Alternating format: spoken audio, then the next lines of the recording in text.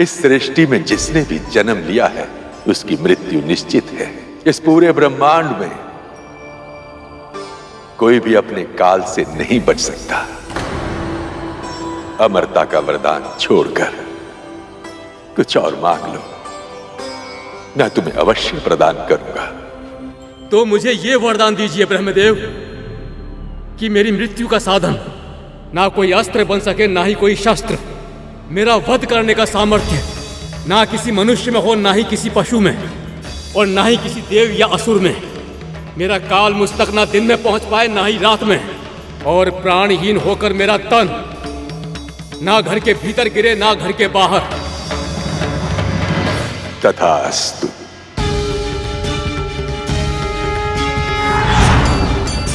अब कौन कहा किस समय वध कर पाएगा मेरा? अब कोई नहीं मार सकता मुझे, कोई नहीं।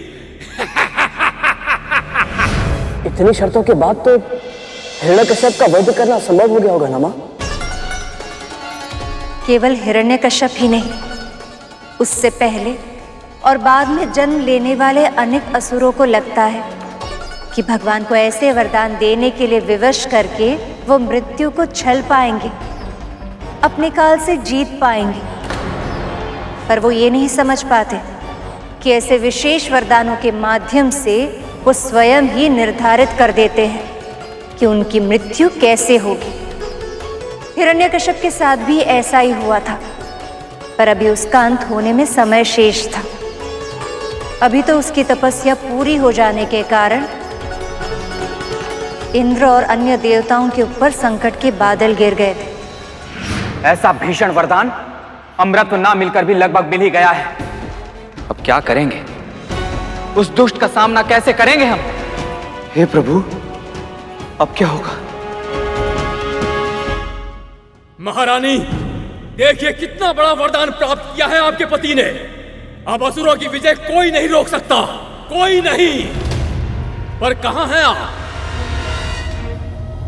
महारानी? और हमारा पुत्र कहां है? पुत्र?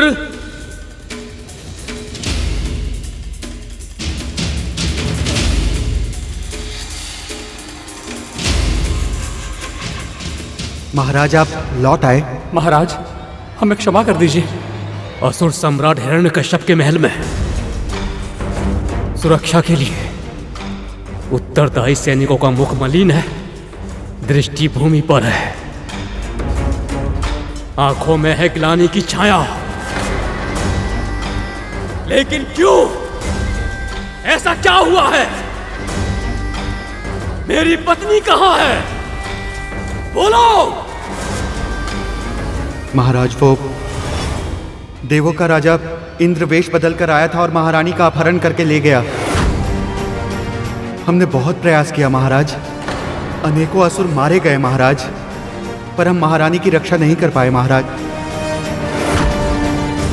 गुप्तचरों से पता चला है महाराज कि उन्हें नारद मुनि के आश्रम में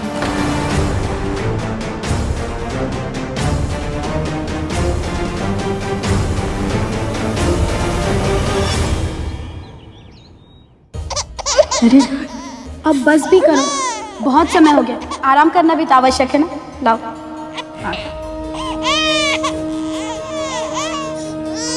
नित्य तो सरलता से सो जाता है, आज क्या हो गया इसे?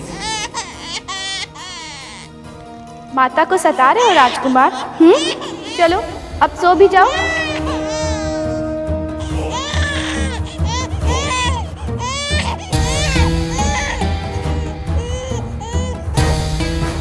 अद्भुत, अद्भुत, अद्भुत, अद्भुत। ऐसा क्यों कहा आपने मुनिवर? क्या मेरे पति का कोई समाचार मिला है? और वैसे भी आज ना जाने क्यों मेरा मन बहुत व्याकुल है। आप जिसे व्याकुलता समझ रही हैं, वो आकुलता है देवी। आपका मन अपने प्रिय के बारे में जानने को अकुला रहा है देवी। पर आप चिंता मत कीजिए, आपके पति की तपस्या पूरी हो गई है और वो शीघ्र ही आपके पास लौट आएंगे। तो क्या उन्हें अमरता का वरदान मिल गया है? आपके पति को जो अपने पितामह ब्रह्मदेव से वरदान प्राप्त हुआ है, उसके अनुसार मनुष्य, पशु देव और दानव उन्हें कोई नहीं मार सकता देवी। कोई भी अस्त्र शस्त्र उनके वध का कारण नहीं बन सकता देवी। उनकी मृत्यु चाहकर भी दिन के प्रकाश में उनके पास नहीं आ सकती, और ना ही रात के अंधेरे में। ना ही उनकी हत्या महल के भीतर की जा सकती, और ना ही महल के बाहर। आपने सत्य कहा मुनिवर। अद्भुत, अद्भुत है ये समाचार। अद्भुत है मेरे पति की बुद्धिमत्ता। अद्भुत है अमरता के समान शक्तिशाली ये वरदान। ये बहुत ही शुभ संकेत है मुनिवर। इसका अर्थ ये है कि ये बालक अत्यंत भाग्यवान है। ये तो सही कहा देवी आपने। ये बालक अति भाग्यशाली, और इसमें सब प्रभु की लीला है। ये बालक अपने पिता के उद्धार का कारण बनेगा। नारायण नारायण। नारद मुनि, कहाँ है नारद मुनि? कहाँ है नारद मुनि? कहाँ है वो पक्षपाती? विष्णु का भक्त है ना वो, इसलिए उसने मुझसे शत्रुता निभाई। बोलो कहाँ है वो? महाराज, महाराज, आपने यहाँ आने का कष्ट क्यों किया? मैं स्वयं ही महारानी और राजकुमार को लेकर आपके पास आने वाला था। अवश्य मेरे वरदान की सूचना मिल गई होगी तुम्हें, तभी तो मुझसे भयभीत होकर अपना पक्ष बदल रहे हो। तुम्हें क्या लगता है नारद मुनि, मुझे ये तक नहीं पता कि तुम मेरे परम शत्रु, मेरे भाई हिरण्याक्ष के हत्यारे, विष्णु के भक्त हो, देवताओं के शुभ चिंतक हो तुम। उन देवताओं के जिन्होंने असुरों की महारानी का अपहरण करके अक्षम्य अपराध किया है। अब उनके साथ साथ इस अपराध का दंड तुम्हें भी भुगतना होगा नारद मुनि। स्वामी। महारानी, इतने समय पश्चात आपके दर्शन करके मैं धन्य हो गई स्वामी। अब ठीक तो है महारानी? इन सब ने तुम्हें अधिक कष्ट तो नहीं दिया? अधिक क्या, मुझे तनिक भी कष्ट नहीं दिया इन सब ने। मैं और आपका पुत्र, हम दोनों बिल्कुल ठीक हैं। अपितु मुनिवर ने देवराज इंद्र के षड्यंत्र से हम दोनों के प्राणों की रक्षा की है।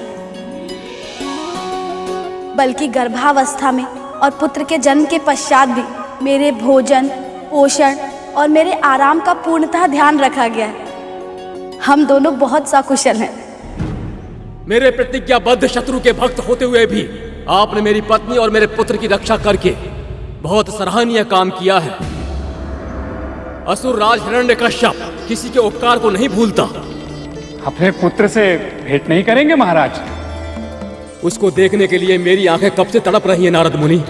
वर्षों की प्रतीक्षा का परिणाम है मेरा पुत्र। कहाँ है वो?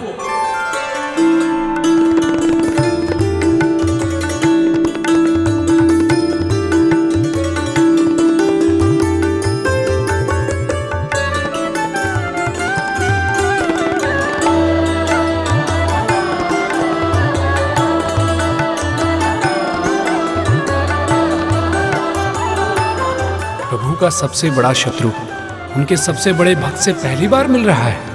कितना विलक्षण है ये क्षण। आज तो इस पिता का स्नेह बरसाती नदी की तरह अपने किनारे तोड़कर बह रहा है, पर जब इसे पता चलेगा कि इसके पुत्र के मन में नारायण बसे हैं, तब क्या होगा? महारानी, मेरे जीवन का सूर्य हैं आप। असुर कुल को इस योग्य राजकुमार का उपहार देकर आपने हमारा उज्जवल भविष्य सुनिश्चित कर दिया है। अब असुरों की कीर्ति पताका युगों युगों तक फहराती रहेगी। कितना तेज है इसके मुख पर। निश्चित रूप से ये महायोद्धा महावीर राजकुमार बनेगा। ओम नमो नारायणाय।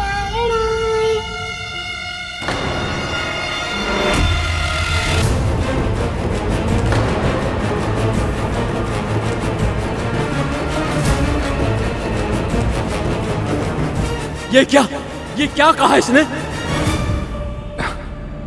महाराज, ये तो शिशु है। ये भला कुछ कैसे कह सकता है? हाँ स्वामी, आपको अवश्य कोई भ्रम हुआ होगा।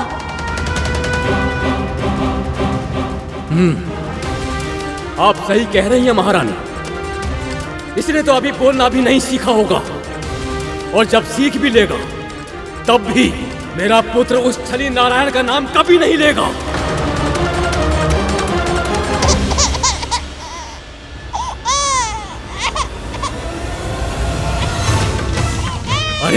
इसे क्या हो गया अचानक? लीजिए महारानी, आप ही संभालिए इसे। पिता को पहचान नहीं पा रहे हो पुत्र? कोई बात नहीं, शीघ्र ही पहचान जाओगे, परंतु उसके बाद माता के पास आना बंद मत कर देना। स्वामी, मैं आपकी ही प्रतीक्षा कर रही थी। अब आप आ गए हैं तो बताइए, हमारे पुत्र को किस नाम से बुलाएं? असुर कुल का भविष्य है ये। इसका नाम ऐसा होना चाहिए जिसका नाम सुनते ही सबके मन में प्रसन्नता भर जाए। ऐसा शुभ नाम तो गुरुदेव ही सुझा सकते हैं। गुरु समान मुनिवर यही हैं। यदि ये ना होते तो ना आज मैं होती, ना ही हमारा पुत्र, तो भला हम नामकरण किसका करते? महारानी सही कह रही है नारद मुनि। जैसे आपने शत्रुता भुलाकर मेरे परिवार की रक्षा की, वैसे मैं भी शत्रुता भुलाकर आपको अपने पुत्र का नामकरण करने का अधिकार देता हूं। ऐसा नाम दीजिए इसे कि पूरे संसार में इसका नाम कोई ना भूल पाए। ये बालक सबको प्रसन्नता का उपहार देगा, इसलिए इसका नाम होगा प्रहलाद।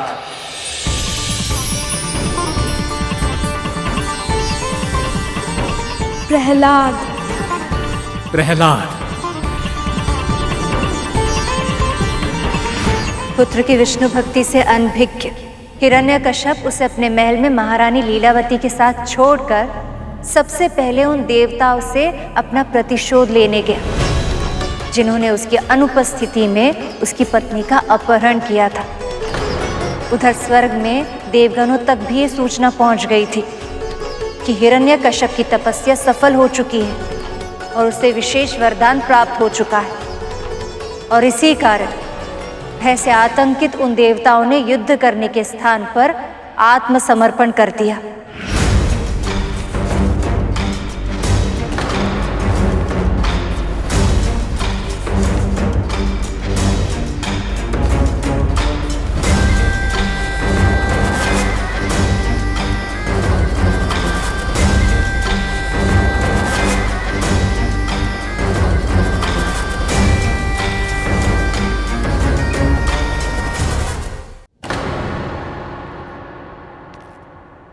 मुख मलिन है, भूमि की ओर दृष्टि है और दृष्टि में है पीलापन। ब्रह्मांड नायक हिरण्यकश्यप का यह भय देखकर प्रसन्नता हुई। इस संपूर्ण ब्रह्मांड का जो सबसे भयानक दंड हो वही मिलना चाहिए तुम सबको। पर तुम्हारा राजा स्वर्गाधिपति देवेंद्र कहाँ है वो? सहोदर, क्षमा। सहोदर, मेरी अनुपस्थिति में मेरी गर्भवती पत्नी का अपहरण करने आए थे ना तुम? तब कहा गया था यह संबंध? असुरों से द्वेष के कारण असुर वंश निर्मूल करने के लिए मेरे नवजात शिशु की हत्या करना चाहते थे ना तुम? तब कहा था तुम्हारा संबंध? उस मायावी हरि की सहायता से असुरों को अमृत से वंचित करते समय कहा था यह संबंध? मुझसे बहुत बड़ी भूल हो गई। आप तो दयालु हैं, कृपालु हैं असुरराज। केवल असुरराज नहीं, अब मैं स्वर्गाधिपति हूं और तुम सब हो मेरे दास। अब मेरा होगा ये स्वर्ग का सिंहासन और तुम्हारे भाग्य में आएगा कारावास।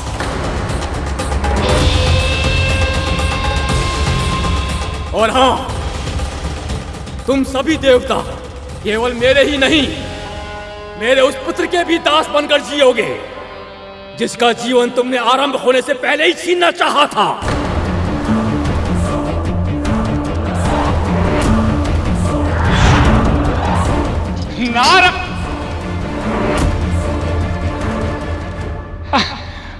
नहीं, स्वर्ग जय, त्रिलोक विजयी दानवेंद्र सम्राट हिरण्यकश्यप की जय हो।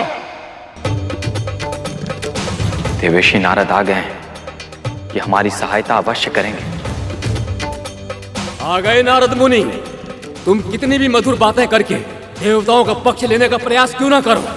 लाभ नहीं होगा नारद। मेरी दृष्टि में पक्षपाती व्यक्ति के वचनों का कोई मोल नहीं है। आप कैसी बात कर रहे हैं महाराज? आप केवल राजा ही नहीं, तपस्वी भी हैं, और मेरी दृष्टि में आपका सम्मान 2 गुना है। आपने अपने पराक्रम से तीनों लोकों पर विजय प्राप्त की है। आपके समान वीर कुशल सम्राट और कौन हो सकता है भला इस सृष्टि में? पर महाराज, कुशल सम्राट अन्य व्यक्तियों से कार्य करवाते हैं।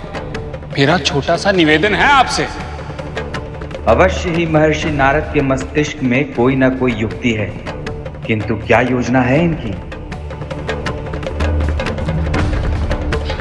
आप इन देवताओं को अपने अपने स्थानों पर ही रहने दीजिए।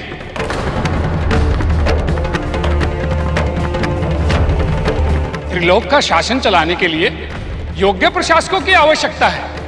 इसलिए आपकी आज्ञा से ये सभी शासन का कार्यभार संभालेंगे, और सार्वभौम सम्राट तो आप ही रहेंगे महाराज। सुझाव बुरा नहीं है नारद मुनि। प्रशासन में दक्ष हैं ये सभी। मेरी आज्ञा का पालन करोगे? करेंगे सहोदर, करेंगे। फिर वही सहोदर। महाराज, हम आपकी सभी आज्ञाओं का पालन करेंगे। महाराज, पृथ्वी लोक में यज्ञ के हविष्य का भाग भी अब से मुझे ही मिलेगा। स्वीकार है? मैं ही तीनों लोकों का सम्राट हूं, भगवान हूं मैं। ये स्वीकार है तुम्हें?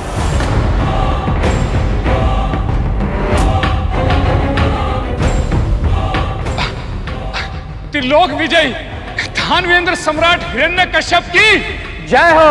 हिरण्यकश्यप की जय हो। हिरण्यकश्यप की जय हो। विजय हो। शत्रु के मुख से प्रशंसा कितनी मधुर लग रही है। तो जब पूरे संसार में मेरी जय जयकार होगी तो कितना आनंद आएगा।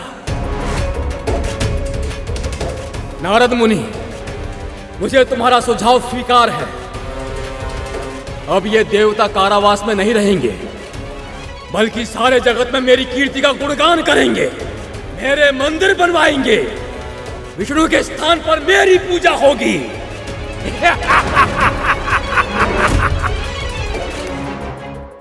हवनों का हविष्य, पूजा का प्रसाद सब मेरे नाम पर चढ़ाया जाएगा।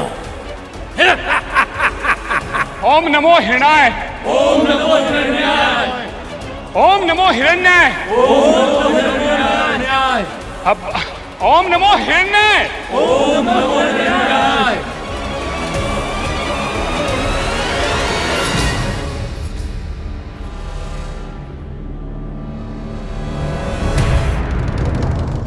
हिरण्यकश्यप ने समस्त सृष्टि में प्रभु विष्णु की पूजा के स्थान पर अपनी पूजा करने पर विवश कर दिया।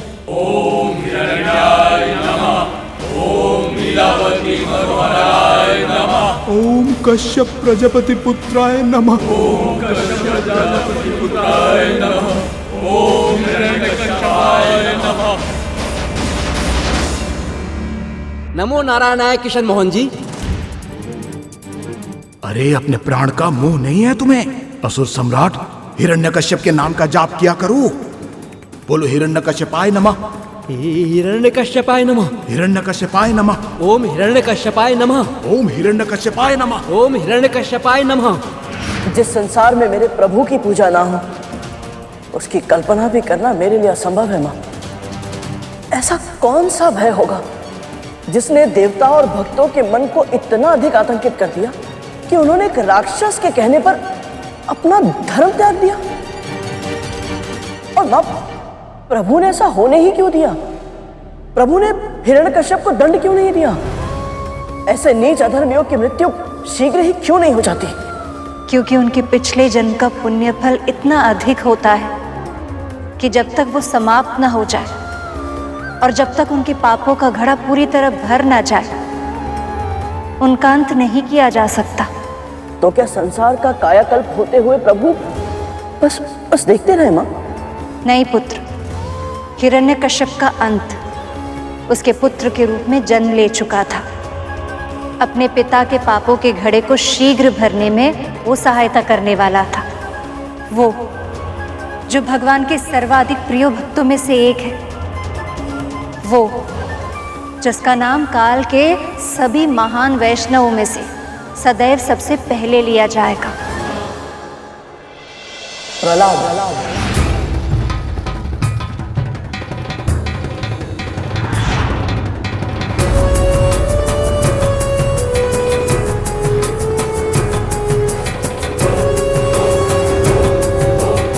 हिरण्यकश्यप ने अपने पुत्र से आशाएं लगाई थी कि वो असुरी वंश को आगे बढ़ाएगा, किंतु उसे ज्ञात नहीं कि उसके पुत्र के भाग्य में प्रभु विष्णु ने जो लिखा है वो हिरण्यकश्यप के नियति को भी परिवर्तित कर देगी।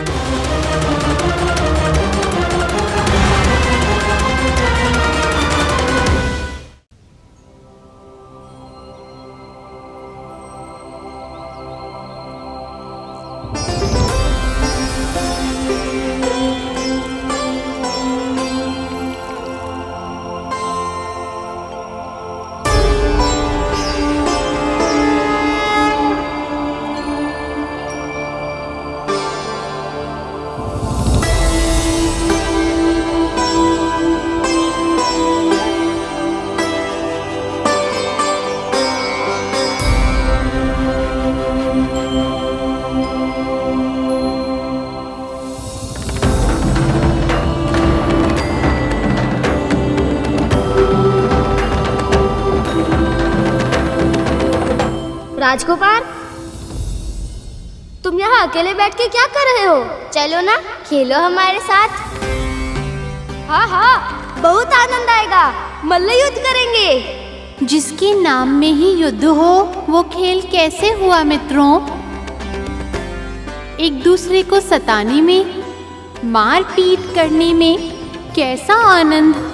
वास्तविक निर्मल आनंद तो प्रभु के नाम का जाप करने में, उनका ध्यान करने में है। ओहो, तुम यहाँ अकेले कब से बैठे हो? ऊब नहीं जाते? मेरे साथ तो हर समय स्वयं श्री नारायण होते हैं।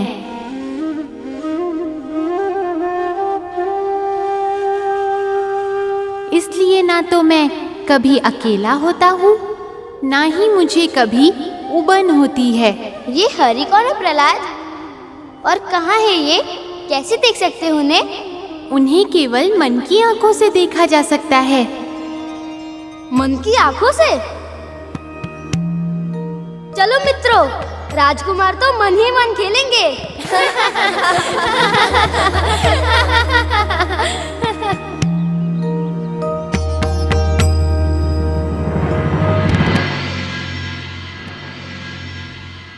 महारानी, आपकी आंखों ने उदासी की झलक क्यों दिखाई है आज? ना जाने हमारे पुत्र को क्या हो गया है महाराज। ना वो अन्य बालकों के साथ खेलता है और ना ही उनकी तरह शरारतें करता है। बस एक ही स्थान पर आंखें मूंद कर बैठा रहता है और धीरे धीरे मुस्कुराता रहता है। आप सही कह रही हैं महारानी।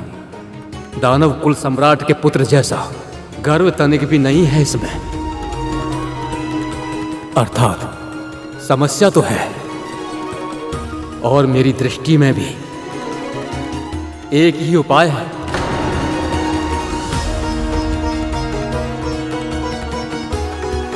समय आ गया है विद्याभ्यास के लिए। इसे गुरुकुल भेजना होगा हमें। वहां का वातावरण और अनुशासन बहुत कुछ सिखाएगा इसे महारानी। साधारण बालक से योग्य राजकुमार बनाएगा। इतने शीघ्र अपने पुत्र को स्वयं से दूर? कुछ कहने की आवश्यकता नहीं है महाराज। प्रेम से अधिक महत्वपूर्ण है उत्तरदायित्व। मैं समझती हूँ।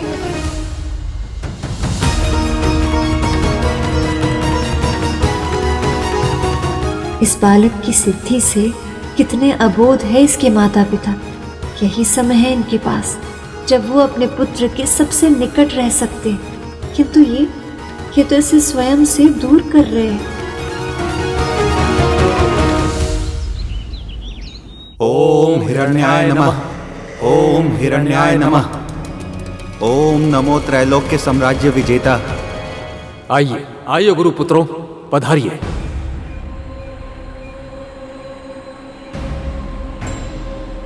मैंने आपको यहाँ एक विनती करने के लिए आमंत्रित किया है। हम आपके गुरुपुत्र हैं सर्वशक्तिमान हिरण्यदेव। आपकी मंगल कामना करना हमारा कर्तव्य है। हमें आज्ञा दीजिए, हम पालन करेंगे। तो फिर मेरे पुत्र को समस्त शास्त्र सिखाइए, नीति कुशल बनाइए। दानव वंश की रक्षा के लिए उसे योग्य राजकुमार बनाने का दायित्व अब से आपका है गुरुपुत्रों। जो बच्चा भविष्य में तीनों लोकों का चक्रवर्ती सम्राट होगा, उसे शिक्षा देना हमारे पूर्व जन्मों के ही पुण्य का फल है। कुमार को हम वेद शास्त्र में पारंगत करेंगे, ज्ञान और विद्या से अलंकृत करेंगे, तभी तो असुर शिरोमणि संतुष्ट होंगे और हम भी धन्य होंगे। कहाँ है राजकुमार? गुरुवर को प्रणाम करो पुत्र।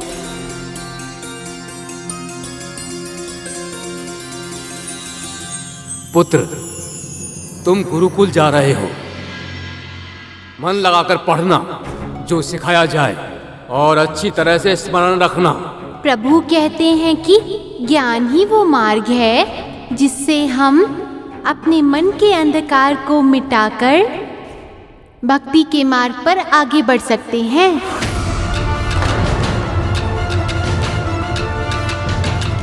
एक सच्चे भक्त की यही विशेषता होती है कि भक्ति के शक्ति से उसके संगत में आए व्यक्तियों के भीतर छुपी भक्ति भी जागृत होने लगती है। तुम्हारा कल्याण हो पुत्र।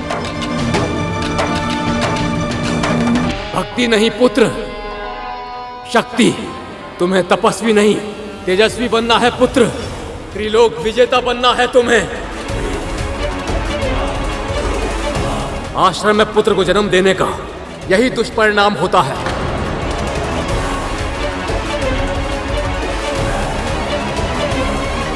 बालक कितना बिगड़ गया है, आपने स्वयं देख लिया ना। इसको संभालने और सुधारने का दायित्व अब आपका है गुरुपुत्रों। असुरों का युवराज कहलाने के योग्य बनाइए इसे। और स्मरण रखिएगा, अगर आपके विद्यादान से इसकी उन्नति हुई तो पुरस्कार, और अवनति हुई तो दंड। सब कुछ आपके ऊपर ही निर्भर करता है।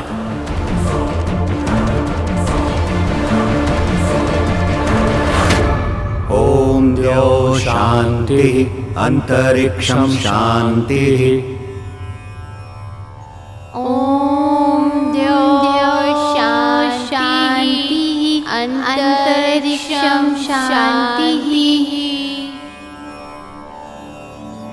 पृथ्वी शांतिरापः शांतिरोषधयः शांतिः सर्वं शांतिः शांतिरेव शांतिः समा शांतिरेधि। ओम शांतिः शांतिः शांतिः।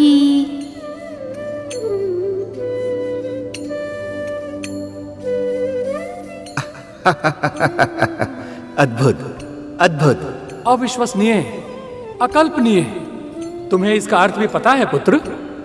हाँ गुरुदेव, इसमें भक्त प्रार्थना करते हुए कहता है कि शांति कीजिए प्रभु त्रिभुवन में, जल में, थल में और गगन में, अंतरिक्ष में, अग्नि और पवन में, औषधि वनस्पति वन उपवन में, सकल विश्व में, हमारे अवचेतन में, शांति राष्ट्र निर्माण सृजन नगर ग्राम और भवन में, जीव मात्र के तन मन और जगत के कण कण में शांति कीजिए। इस शांति पाठ को पूरे विश्वास के साथ किया जाए तो श्री नारायण हमारे जीवन को शांतिमय बना देते हैं और हमें दारुण दुखों से मुक्ति मिलती है। तुमने शेष सब कुछ सत्य कहा पुत्र, पर एक भूल कर दी पुत्र। हमारे भगवान श्री नारायण नहीं, तुम्हारे पिताजी श्री हिरण्यकश्यप जी हैं। महाराज मेरे पिताजी हैं गुरुदेव, पर भगवान तो श्री नारायण ही हैं।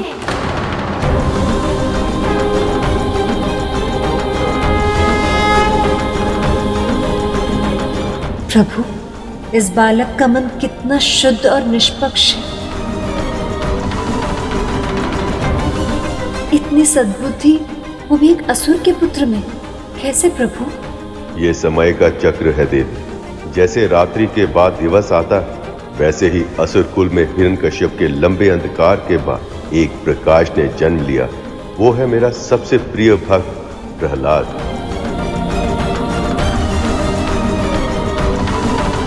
हम तुम्हारे गुरु हैं पुत्र, हमसे सीखना ही तुम्हारा कर्तव्य है।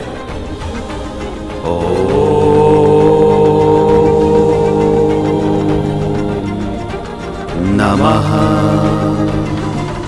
हिरण्याय। ओम नमो नारायणाय।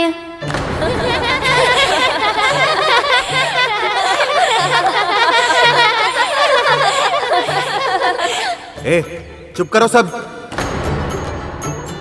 हम क्या बोल रहे हैं और तुम क्या कह रहे हो? चलो फिर प्रयास करो।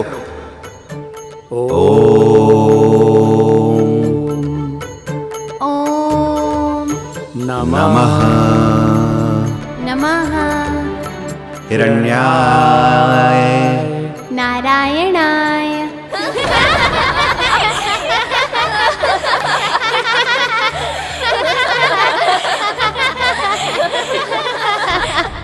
प्रहलाद, आपकी ज्ञान की गंगा विपरीत दिशा में बहा रहा है।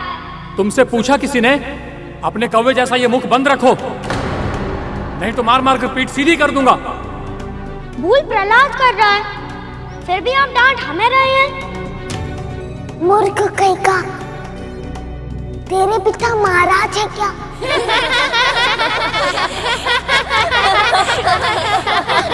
चुप करोगे कि नहीं, या मार खाकर ही मानोगे?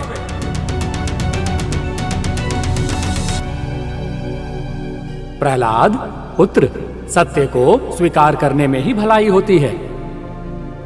भगवान केवल महाराज हिरण्यकश्यप ही हैं, जो तुम्हारे पिताश्री हैं।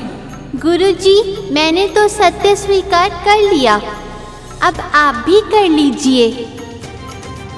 भगवान श्री नारायण हैं, सारे संसार के पिता हैं वो। फिर वही हट, नारायण को देखा है? उन्हें देखा नहीं जाता, अनुभव किया जाता है गुरुदेव।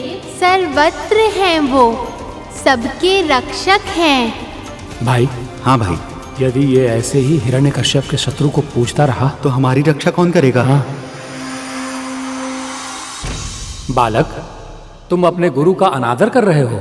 गुरु तो मार्गदर्शक होते हैं, आपके अनादर की तो मैं कल्पना भी नहीं कर सकता गुरुदेव। तो पुत्र, तुम मान क्यों नहीं लेते कि तुम्हारे पिता ही पूजनीय हैं, सर्वशक्तिमान हैं?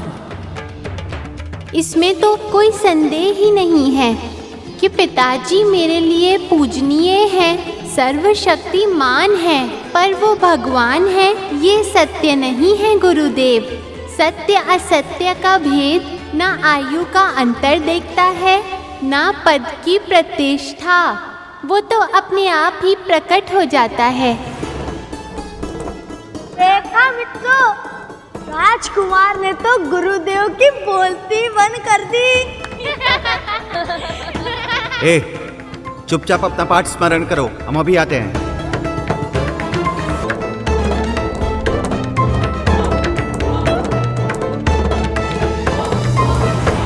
भाई, मुझे कुछ समझ में नहीं आ रहा है, कैसे समझाएं? कैसे सिखाएं? राजकुमार है, कोई कड़ा दंड भी तो नहीं दे सकते। पर यदि नहीं सिखा पाए भाई, तो हमें कड़ा से कड़ा दंड मिलेगा। हिरण्यकश्यप महाराज हमें छोड़ेंगे नहीं।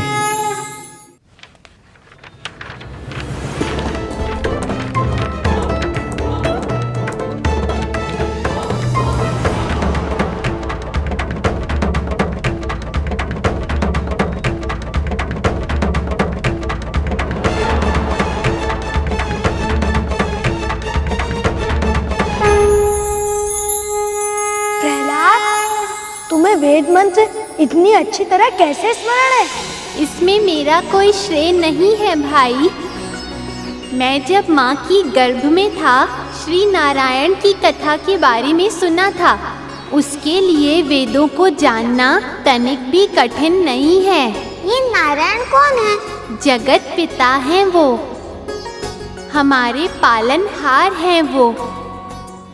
जगत पिता हैं, तो उनके पिता कौन है मित्र? वो अजन्मे हैं, अमर हैं, क्योंकि जिनका जन्म ही नहीं हुआ उसकी मृत्यु कैसे हो सकती है? पर अमर तो तुम्हारे पिता भी है राजकुमार। मेरे पिताजी को अमरता के समान प्रभाव वाला वरदान प्राप्त है, पर वो अमर नहीं है मित्र। जिसका जन्म हुआ है उसकी मृत्यु भी अवश्य होगी, यही संसार का नियम है। फिर तो सच में श्री नारायण सबसे बड़े हुए। पर ये नारायण रहते कहाँ हैं? वो कहाँ नहीं रहते भाई, सृष्टि के कण कण में उन्हीं का वास है। तुम में, मुझ में, इस फूल, पत्थर, पृथ्वी, जल, आकाश, सभी स्थानों में वही तो समाये हुए हैं। पर मैं तो उन्हें देख नहीं सकता। तुम उन्हें कैसे देख पाते हो मित्र? उन्हें देखने के लिए भक्ति के मार्ग को अपनाना होता है मित्र। तो फिर तुम्हें अपने भीतर उनका आभास होने लगेगा। जब तुम उनका ध्यान करने लगोगे तो सभी चिंताओं से मुक्त हो जाओगे, भय अपने आप मिट जाएगा। मुख पर मुस्कुराहट खिल जाएगी और मन में छा जाएगी शांति। अद्भुत! सुनकर ही इतना अच्छा लग रहा है। स्वयं अनुभव करोगे तो और भी अच्छा लगेगा। तुम सब मेरे साथ प्रयास क्यों नहीं करते? चलो अपनी आंखें बंद करो। ओम नमः नारायणाय। ओम नमः नारायणाय। ओम नमः नारायणाय। ओम नमः नारायणाय। ओम नमः नारायणाय। ओम नमः नारायणाय। ओम नमः नारायणाय। ओम नमः नारायणाय। अब ज्ञात हुआ प्रभु, आप इसे अपना सबसे प्रिय भक्त क्यों कहते हैं? क्योंकि ऐसे निस्वार्थ भक्ति की वर्षा करने वाला भक्त हो तो कोई भी उसका ऋणी बन जाए, चाहे वो स्वयं भगवान ही क्यों ना हो।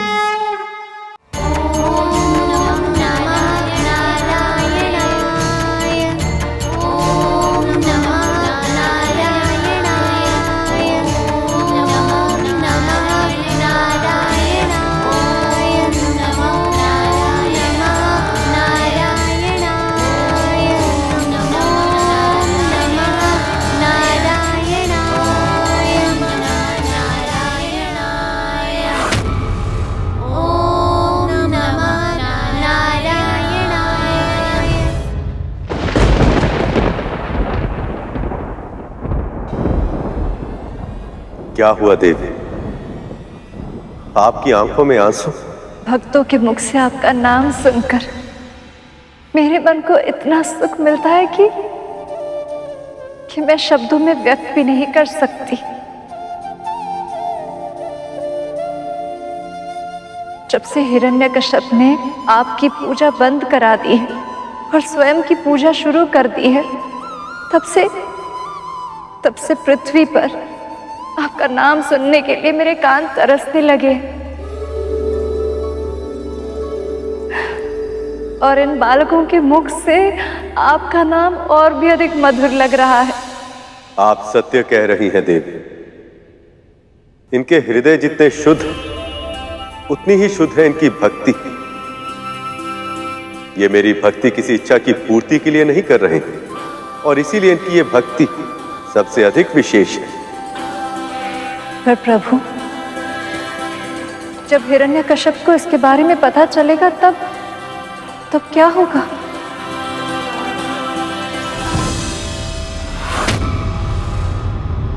मैं जानती हूँ प्रभु, यदि प्रहलाद को तनिक भी कष्ट हुआ तो हिरण्यकश्यप को आपकी नई रौद्र स्वरूप से कोई नहीं बचा पाएगा। आपने सत्य कहा देवी, किंतु मुझे भय इस बात का कि मैं प्रहलाद को तो बचा लूं, किंतु मेरे उस रुद्र स्वरूप से संसार को कौन बचाएगा?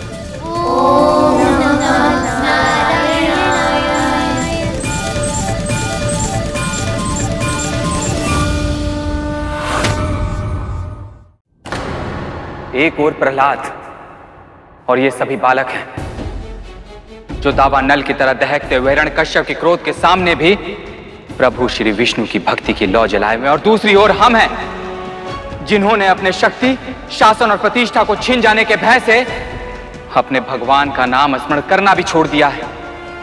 सत्य कह रहे हैं देवराज, आज लज्जा आ रही है हमें अपने आप पर, अपने देवता होने पर।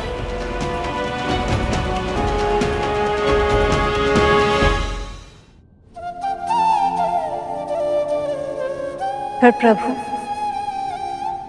जब हिरण्यकश्यप को इसके बारे में पता चलेगा तब क्या होगा? ये जानने के लिए आपको अधिक प्रतीक्षा नहीं करनी होगी देवी। सैनिक, जाओ और प्रहलाद कुमार एवं गुरुपुत्रों को बुलाकर लेकर आओ। मैं देखना चाहता हूं कि वो दोनों मिलकर उसे क्या सिखा रहे हैं और वो क्या सीख रहा है उनसे। जो आज्ञा महाराज। इतनी शीघ्रता क्यों महाराज? अभी कुछ दिनों पहले ही तो गए हैं, और आप तो जानते हैं ना कि वेदाभ्यास करने में समय लगता है। आप सत्य कह रही हैं महारानी, लेकिन हम देखना चाहते हैं कि उसका शिक्षा में मन लग भी रहा है या नहीं। ये कहिए ना कि उसके बिना आपका मन नहीं लग रहा है, और आप मुझसे कह रहे थे कि पुत्र वियोग में मैं दुखी होंगी। परंतु सत्य तो यह है कि अपने पुत्र का मुख देखे बिना आप नहीं रह पा रहे हैं। आप सत्य कह रही हैं महारानी। प्रहलाद केवल मेरे मन का आह्लादी नहीं, मेरी आंखों की ज्योति है। मेरे अधरों की प्रसन्नता ही नहीं, वो मेरे हृदय की आशा भी है। विश्वास है असुर वंश की जगमगाती कीर्ति पताका का भविष्य है मेरे उस स्वप्न का जो मैंने मेरे भाई हिरण्याक्ष के साथ मिलकर देखा था।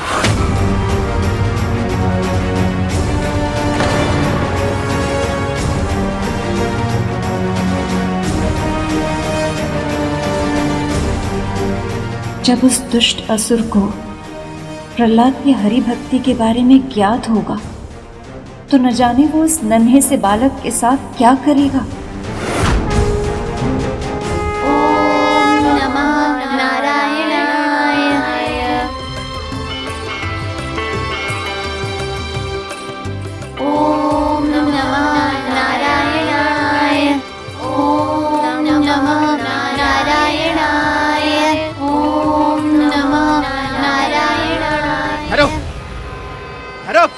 मत करो ये सब।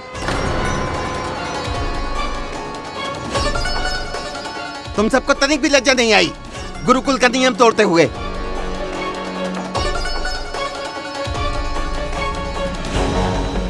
प्रहलाद ने सही कहा था गुरुजी, श्री नारायण का नाम स्मरण करने से ही बहुत शांति मिलती है, सभी चिंताओं से मुक्ति भी मिलती है और सारा भय भी मिट जाता है। बस बस, अधिक ज्ञान देने की आवश्यकता नहीं है, जाओ यहाँ से। हाँ, सिर मत खाओ।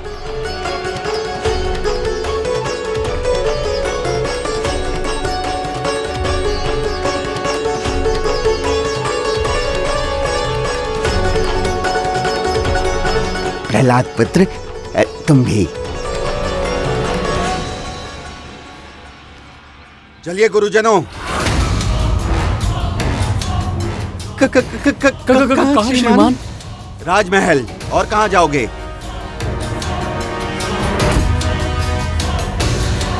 महाराज ने आप दोनों को और राजकुमार को बुलाया है।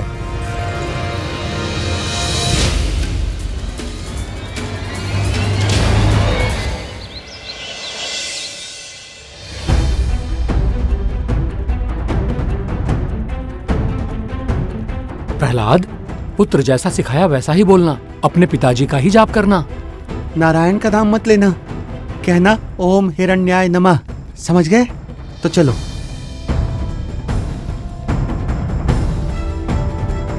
दया की मूर्ति, विनयशील महारानी लीलावती के पुत्र, त्रिलोकजयी भगवान हिरण्यकश्यप के अंश असुर कुल भूषण राजकुमार प्रहलाद की जय। असुर कुल भूषण राजकुमार प्रहलाद की जय। प्रणाम माँ।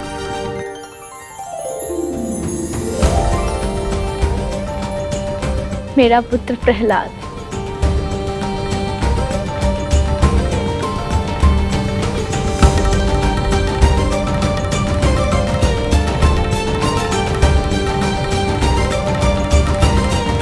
प्रणाम पिताजी।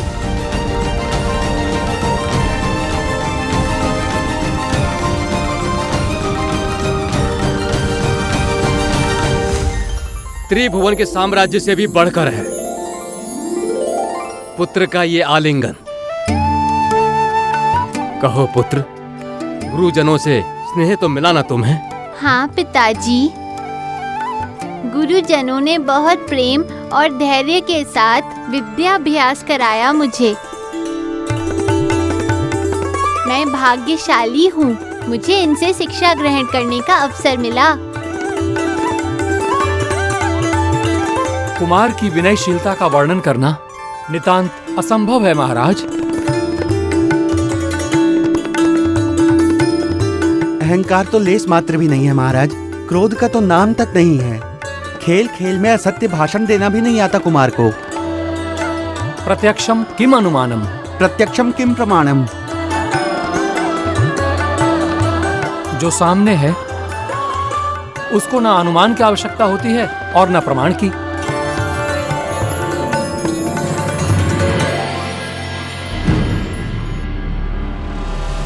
प्रहलाद पुत्र, वेद पाठ सीखा है तुमने?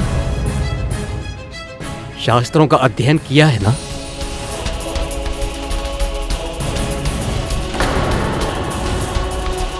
हाँ पिताजी, मैंने सारे वेद और शास्त्र कंठस्थ कर लिए हैं। अति उत्तम, अति उत्तम। बच गए। पहला उत्तर तो सही दिया इसने, और इसने ये उत्तर भी दे दिया तो फिर मुझे वेदों का सार बताओ पुत्र।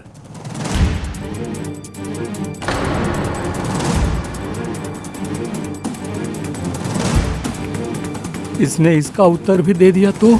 अर्थात नारायण का नाम ले लिया तो हम दोनों मारे जाएंगे।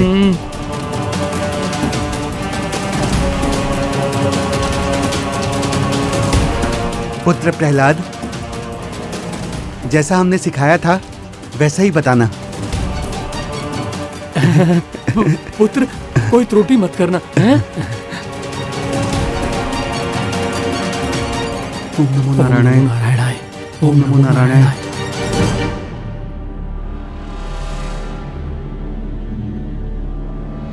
प्रभु, अब प्रहलाद सब कुछ सत्य कह देगा। मुझे तो भय लग रहा है कि हिरण्यकश्यप न जाने इस कोमल से बालक के साथ क्या करेगा।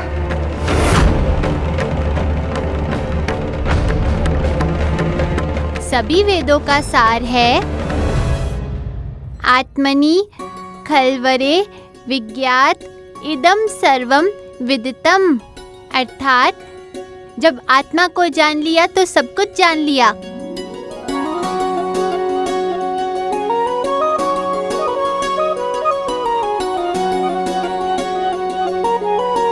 उत्तम, अति उत्तम। देख रही हैं महारानी, हमारे पुत्र की स्मृति कितनी तीव्र है। हाँ महाराज, इतनी शीघ्र इतना कुछ सीख लिया।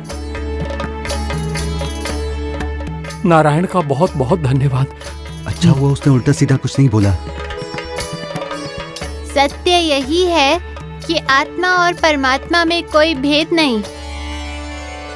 हम सभी की उत्पत्ति का कारण श्री विष्णु ही है।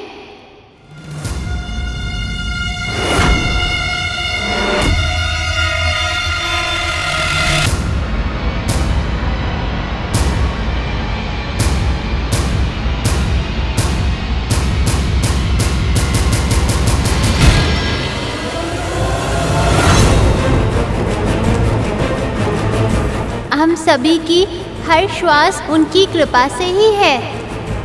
उनकी भक्ति से ही हम सबका जन्म सार्थक होता है। हंसकर प्रहलाद, कर प्रहलाद।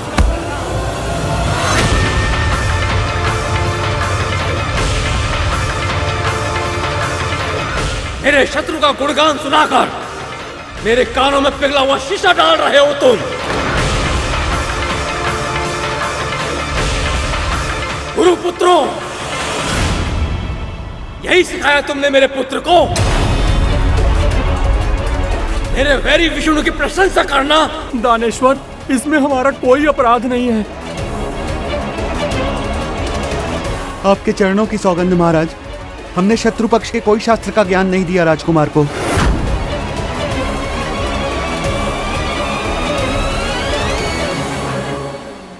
इसमें गुरुजनों की कोई भूल नहीं है पिताजी। वे तो सदैव कहते हैं इस संसार में सब कुछ आप ही हैं।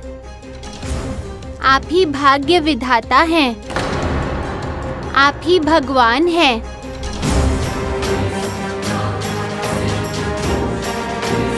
पुत्र, यदि तुम्हें गुरुओं का वचन स्मरण है, भरी सभा में पिता को अनुचित उत्तर देकर इस प्रकार अपमानित क्यों किया?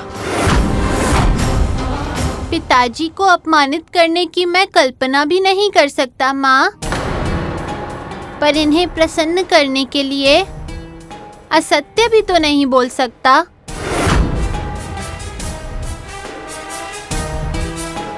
महाराज मेरे पिता हैं, पर श्री विष्णु जगत पिता है माँ।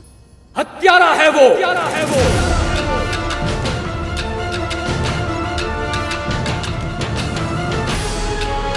छल से मेरे भाई की हत्या की है उसने।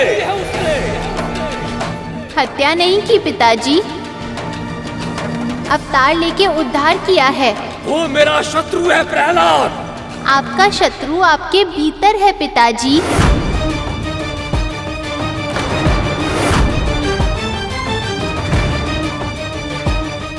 भीतर? ये कैसे हो सकता है पुत्र? अहंकार, काम, क्रोध, लोभ, मोह, मत्सर, ये अरिष्ट वर्ग ही हमारे सबसे बड़े शत्रु हैं माँ। इन पर विजय प्राप्त हो जाए तो सब और सुख ही सुख हो और शांति ही शांति हो।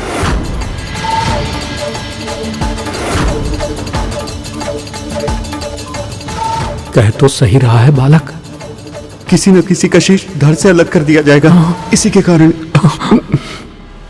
पिताजी, मैं तो केवल सत्य बताकर आपको धर्म के मार्ग पर।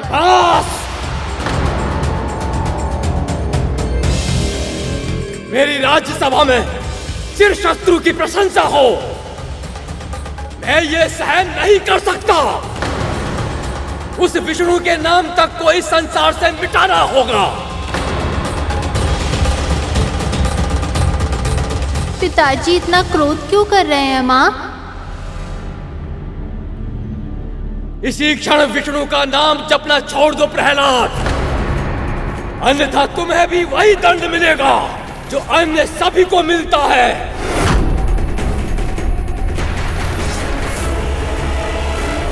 ये आप क्या कह रहे हैं महाराज? ये हमारा पुत्र है। इसलिए इसका दायित्व और भी अधिक है महारानी। असुरों के विचार संस्कृति की रक्षा करनी ही होगी इसे। शत्रु और मित्र का भेद समझना ही होगा इसे। समझने का प्रयास क्यों नहीं करते? हट छोड़ दो ना कुमार। विष्णु भक्ति हट नहीं है माँ, ये तो जीवन का आधार है। प्रभु श्री हरि का नाम स्मरण किए बिना मैं जी ही नहीं सकता।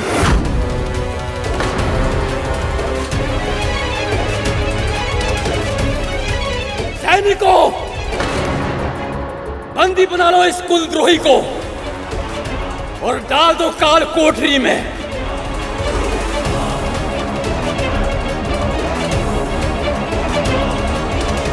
यदि अन्य अपराधियों की दशा देखकर भी इसे अपनी भूल समझ न आए तो दंड देने से भी मत चूकना।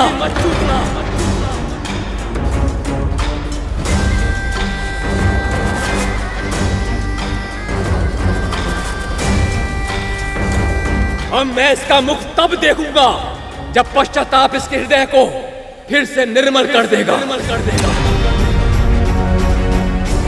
ले जाओ इसे, ले जाओ इसे।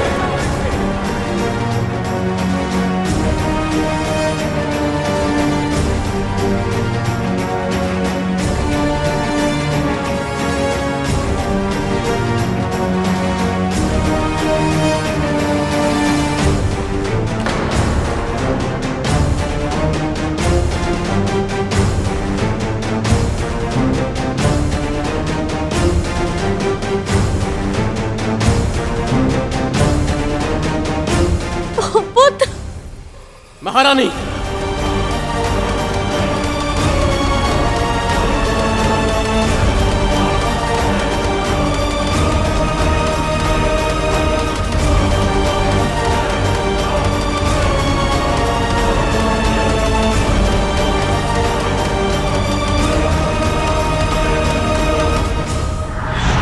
परंतु मां, हिरण्यकश्यप तो अपने पुत्र से बहुत अधिक प्रेम करता था और फिर भी अपने एकमात्र पुत्र को प्रभु के नाम का स्मरण करने देने के स्थान पर कारावास का कठोर दंड देने के लिए तैयार हो गया। आगे दिए जाने वाले अनगिनत दंडों में से ये तो केवल एक दंड था गुरु। भगवान के सच्चे भक्त कोई भी अत्याचार सहन कर सकते हैं, किसी भी कष्ट को सह सकते हैं, पर अपने धर्म का पालन करना नहीं छोड़ सकते। वैसे भी ये सब उनकी लीला का ही भाग था, क्योंकि श्री विष्णु के भक्तों को सताना बहुत बड़ा पाप होता है, और जितने अधिक पाप हिरण्यकश्यप करता उतनी ही शीघ्र उसके पापों का घड़ा भरता, और उतनी ही शीघ्र भगवान उसका उद्धार करने के लिए अवतार ले पाते। फिर क्या हुआ?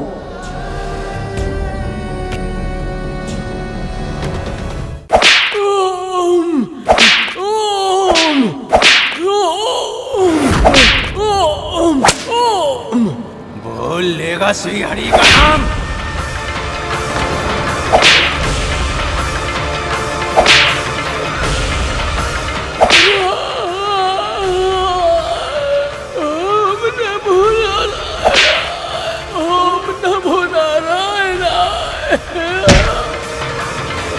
बहुत शीत लग रही है ना तुझे? अब ये हिम के समान शीतल जल ही तेरा दंड है। जब तक तेरी अस्थियां न जम जाएं, तेरी धमनियों में बहने वाला रक्त हिम न बन जाए, तब तक ऐसे ही हिम से स्नान कराऊंगा तुझे। ओम नमो नारायण, ओम नमो नारायण, ओम नमो नारायण। अब तो आप समझ गए ना राजकुमार? यदि आपने अब भी हरि नाम के हट को त्याग कर महाराज को अपना भगवान स्वीकार नहीं किया, तो यहाँ क्या होगा आपके साथ? मेरी आंखों में ये आंसू अपने संभावित कष्टों के आभास के कारण नहीं छलके हैं महोदय। मैं तो ये सोचकर दुखी हूँ कि पिताजी कितना बड़ा पाप कर रहे हैं और अपने इन सभी भक्तों को इतने अधिक कष्ट में देखकर मेरे प्रभु स्वयं कितने दुखी होंगे। आप अब भी विष्णु की ही चर्चा कर रहे हैं राजकुमार, और कोई उपाय शेष नहीं है। अब डाल दो इन्हें काल कोठरी के भीतर।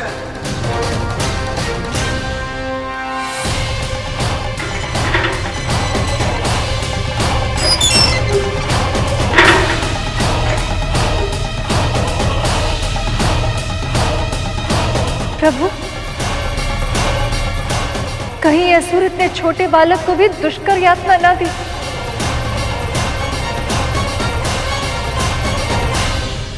राजकुमार की आयु इतनी कम है कि इनके लिए 2 डंडों की मार ही पर्याप्त है। जब कोमल त्वचा डंडों की मार से जलकर लाल हो जाएगी, तो नारायण नाम अपने आप इनकी जिह्वा से लुप्त हो जाएगा। प्रभु, प्रभु, प्रभु, प्रभु।